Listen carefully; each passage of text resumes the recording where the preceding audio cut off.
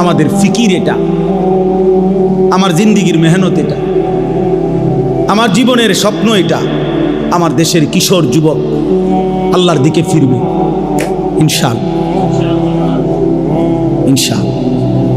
আগামী দিনে ওরা মাহাদির পক্ষে লড়বে ইনশাআল্লাহ, দাজ্জালের বিরুদ্ধে লড়বে।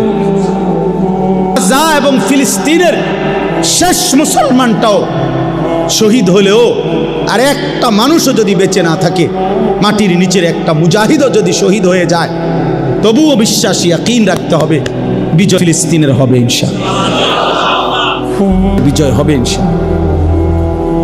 সে মালিক দেখাবেন। পৃথিবীর কোন জালেমকে আল্লাহ তাআলা ধ্বংসের আগে পৃথিবীবাসী ভাবেও নাই ফেরাউনকে কেমনে ধ্বংস করবে। পৃথিবীবাসী জানতো না নমরুদকে মানুষ আল্লাহ কেমনে ধ্বংস করবে। পৃথিবীবাসী জানতো না কারুনকে আল্লাহ কেমনে ধ্বংস করবে। পৃথিবীবাসী জানতো না নূহ আলাইহিস সালামের কওমকে আল্লাহ কেমনে ধ্বংস করবে। পৃথিবীবাসী জানতো না। কোন জালেম, নেপালের অর্থমন্ত্রী, যে বেটা অর্থমন্ত্রী মানে যে বেটা পুরা দেশের অর্থের মেন গোডাউন যার হাতে, এ বেটারে ফিরতে ফিরতে শেষ পর্যন্ত শুধু জাইঙ্গা ছাড়া আর কিছু যায় ছিল না। এই অবস্থায় ফিরতে ফিরতে নিচে গাঁতাত ফালাইছে। ওইখানে আবার ইটা মারতে মারতে, ইট মারতে মারতে এরপরে ওই মারা গেছে।